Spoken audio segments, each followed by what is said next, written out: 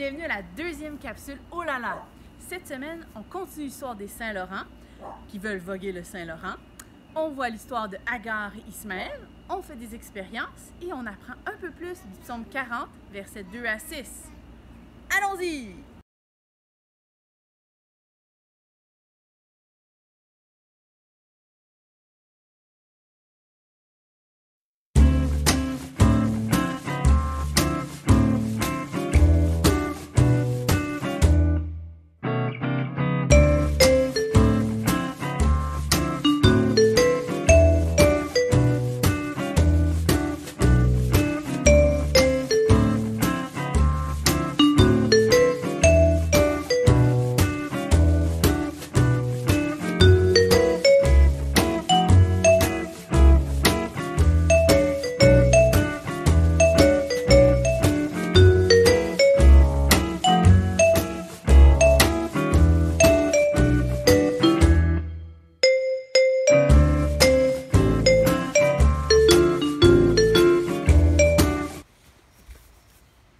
Oh là là! Evelyne, Alphonse, venez ici! Qu'est-ce qu'il y a, Uriel? Qu'est-ce qu'il y a? On oublie une étape importante. Ben, non! On a pensé à tout, regarde! Mais Alphonse, il faut convaincre maman et papa. Ah, c'est vrai. Qu'est-ce qu'on va lui dire? Ok, je m'imagine. Je vais dire, maman, c'est cool! Mais elle va te répondre. Mais non, c'est risqué. C'est incroyable! C'est dangereux. C'est sensationnel! C'est de la folie. Evelyne, Alphonse, Oui, Uriel. pensons-y vraiment. Quels sont nos arguments? Qu'est-ce que t'en penses, Evelyne? Ok, attends. Je vais penser.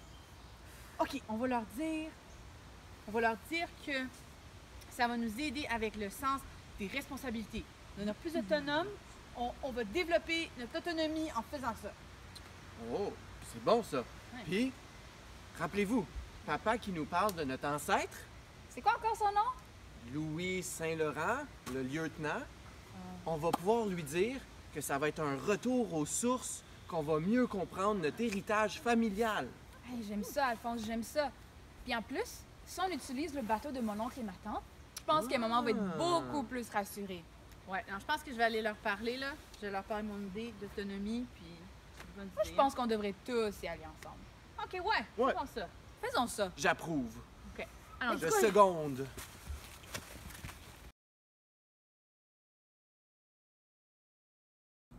commençons par mettre notre histoire en contexte. Dieu a créé la terre. Adam et Ève vivaient dans un jardin parfait, mais ils ont péché contre Dieu, ce qui a créé une rupture dans leur relation avec Dieu. On voit que la ligne du temps est coupée. Il y a eu le déluge avec Noé et Dieu a préservé la famille de Noé. Plusieurs années plus tard, Dieu appelle un homme qui se nomme Abraham. Il lui fait une promesse. Je vais te donner une descendance aussi nombreuse que les étoiles, et ta famille sera une bénédiction pour toutes les familles de la terre. Notre histoire se déroule donc ici. Peux-tu imaginer la dernière fois que tu as eu très, très soif? Comment ta bouche était sec? Comment tu avais juste besoin de boire de l'eau? Eh bien, aujourd'hui, nous allons voir l'histoire de deux personnes qui ont eu très, très, très soif. Et elle va nous montrer comment Dieu nous soutient dans nos moments de détresse. Lorsque tu pars en voyage, tu dois amener plusieurs choses. Moi, j'aime beaucoup amener une gourde ou une bouteille d'eau pour pouvoir boire soit dans l'auto ou quand je prends une marche. Mais dans l'histoire qu'on a aujourd'hui, il n'y avait pas de plastique.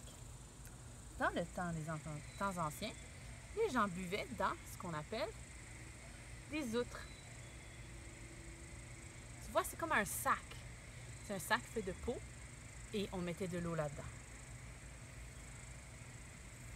Abraham et sa famille se déplaçaient de place en place, prenant leur temps et bougeant. Ils cherchaient des sources ou des puits, des places où ils pouvaient prendre de l'eau. Et là, ils campaient là pendant un bout de temps. Et dans la famille d'Abraham, Abraham avait une femme qui se nomme Sarah. Et Sarah avait son fils Isaac, le fils de la promesse. Mais avant que Isaac naisse, Abraham et Sarah avaient attendu très longtemps pour Isaac.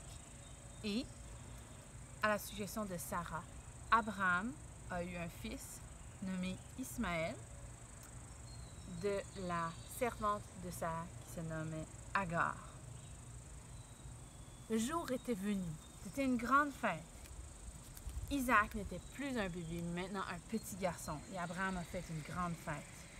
Eh bien, Isaac, devant tout le monde, le taquinait et a été mesquin envers lui. Sarah s'est choquée. Elle a dit à Abraham, « Assez, je veux que tu chasses Ismaël et Agar. Chasse-les, je veux plus qu'ils vivent avec nous. » Abraham n'aimait pas ça du tout. Dieu lui a dit de donner à Sarah ce qu'elle voulait et que lui ferait de Ismaël une nation aussi. Abraham prit du pain, et une outre pleine d'eau et il dit au revoir à Agar et Ismaël qui partirent. Après plusieurs jours, ils ont manqué d'eau. L'autre était complètement vide. Agar a couché Ismaël en dessous des petits arbustes, puis s'est tournée pour pleurer. Elle était en grande détresse. Elle se disait certainement, nous allons mourir. Je vais lire la suite de l'histoire dans Genèse. Et j'ai perdu ma page, mais je vais la retrouver.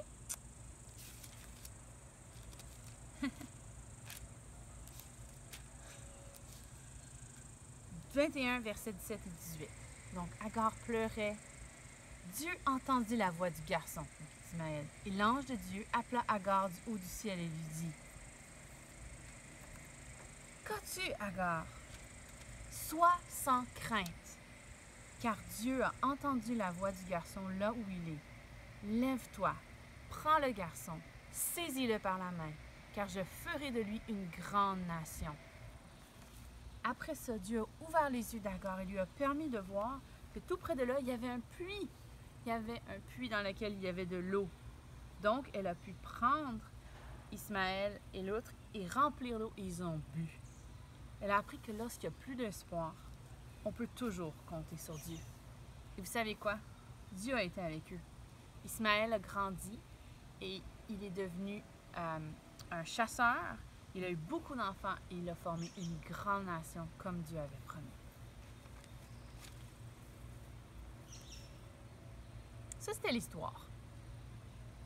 Pense maintenant à quelle partie de l'histoire t'a rendu le plus triste? Pour moi, c'est quand Abraham a renvoyé Agar et Ismaël. J'aime vraiment pas cette partie de l'histoire.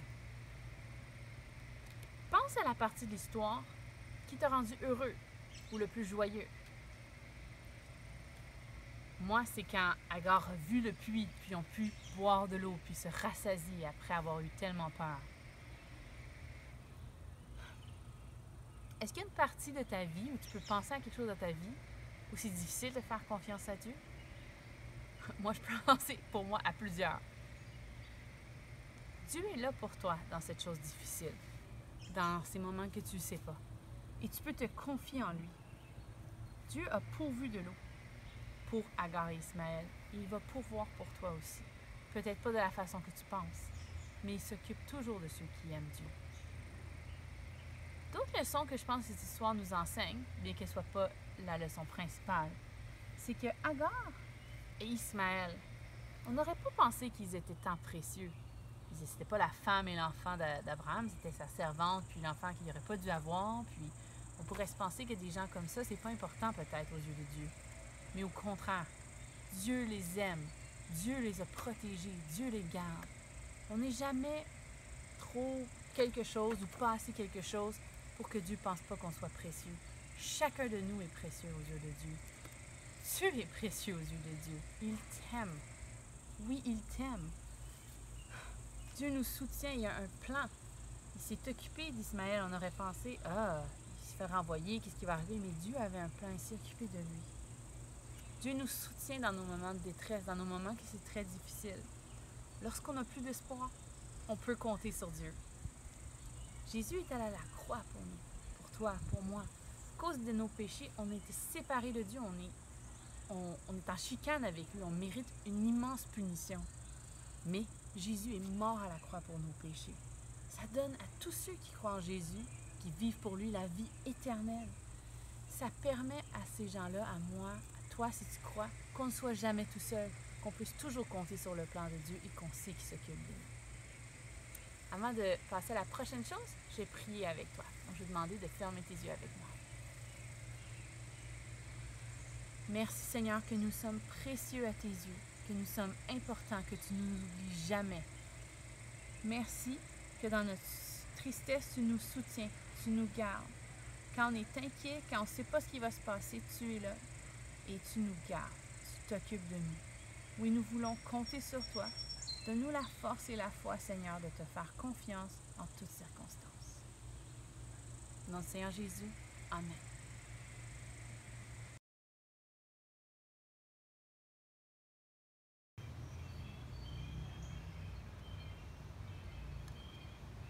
Ça fait tellement de bien de boire de l'eau quand on a soif.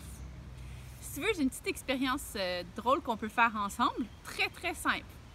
Tout ce qu'il nous faut, c'est un verre d'eau et 2 pailles.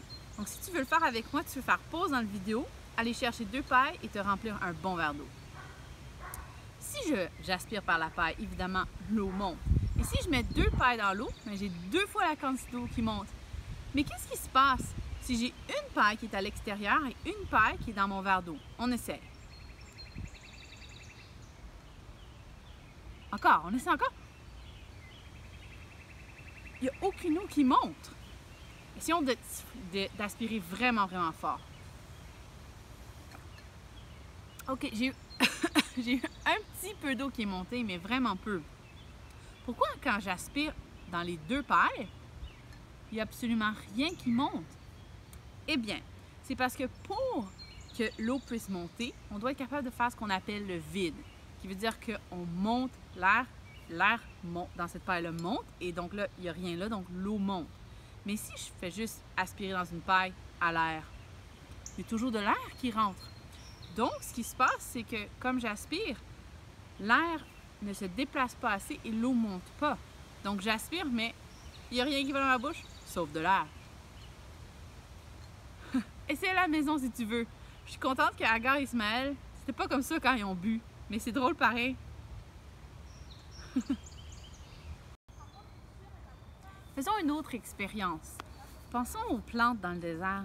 D'où prennent-elles leur eau? Il ne pleut pas beaucoup dans le désert. Eh bien, elles creusent profondément dans la terre avec leurs racines. Ils vont chercher de l'eau. Certaines. D'autres ont d'autres mécanismes, mais certaines vont très profond dans l'eau. Donc, il y a une autre expérience qu'on peut faire. Je vais regarder ici. Ça dit de prendre un céleri ou une fleur fraîchement coupée, un verre d'eau à moitié plein, à moitié plein, et quelques gouttes de colorant alimentaire.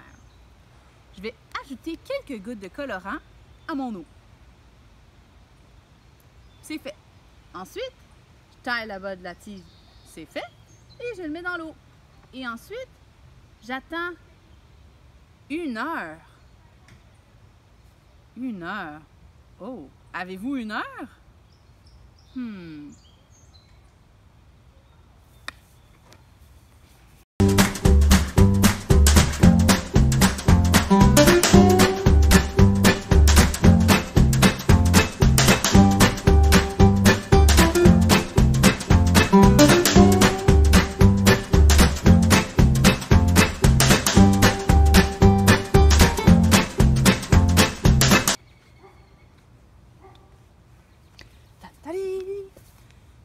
Est passée.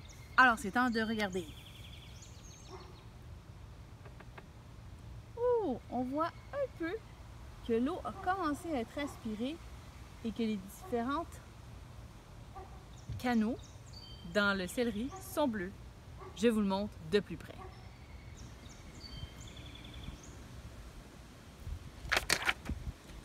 on voit les canaux qui commencent à aspirer le bleu dans le céleri.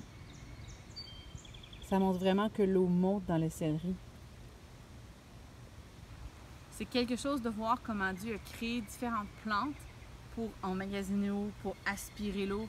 Certaines plantes dans le désert aspirent l'eau sous la terre, d'autres ont des compartiments dedans les plantes. C'est vraiment incroyable la créativité de Dieu. Bon, maintenant, qu'est-ce que je vais faire avec un céleri bleu? Est-ce que ça se mange, vous pensez? Je ne sais pas.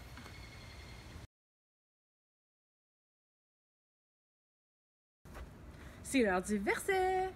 Alors, la semaine passée, on avait commencé à apprendre le psaume 40, versets 2 à 6. Est-ce que vous vous en rappelez? Oui, c'est écrit derrière moi. C'est « J'ai mis toute ma confiance en l'Éternel ». Cette semaine, on va ajouter une autre phrase. Donc, je vais le lire. Psaume 40, versets 2 à 6. « J'ai mis tout mon espoir en l'Éternel. Il s'est penché vers moi, il a prêté l'oreille à ma supplication. » Donc avant de l'apprendre, on va s'assurer qu'on comprend tous les mots. Prêter l'oreille. Évidemment, ça ne veut pas dire « Hey, Joe, comment ça va aujourd'hui? »« Hey, ça va bien, Marie-Michel. J'aurais besoin de quelque chose. »« Ah oui, quoi? Pourrais-tu me prêter ton oreille? » Si quelqu'un me dit « prêter son oreille », c'est pas que je vais enlever mon oreille puis lui prêter. Voyons donc, mais tu le savais.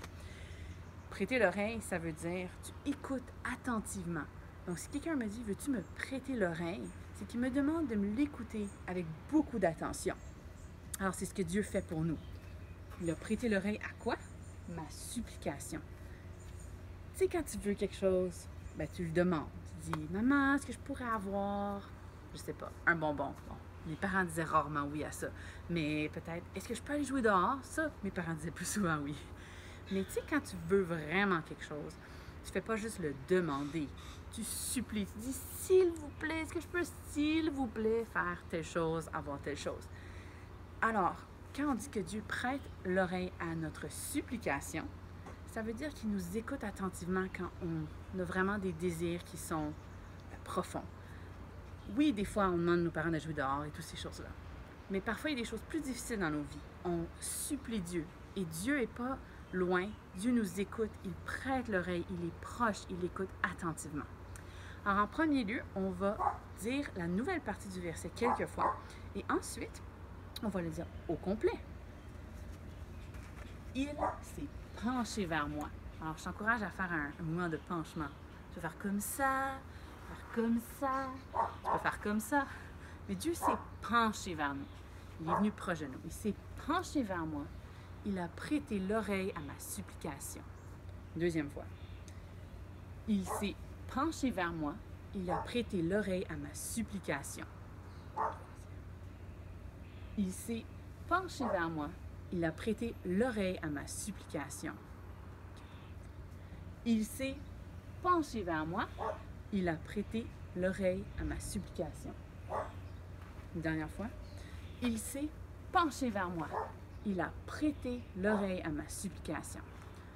Puis on va essayer de le faire une dernière fois les yeux fermés. Il s'est penché vers moi. Il a prêté l'oreille à ma supplication. Est-ce que tu as réussi? On va tout le faire ensuite, du début.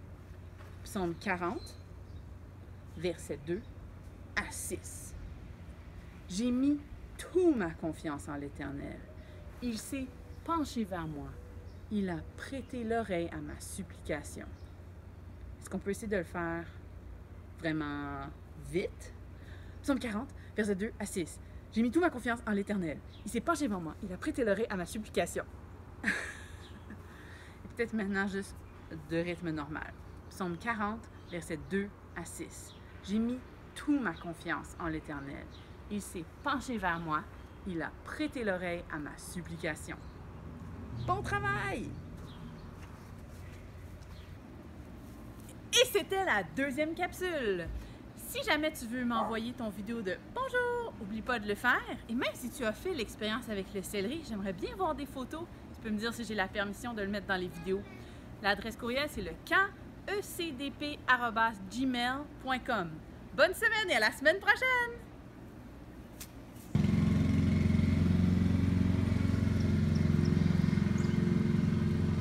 chante aujourd'hui.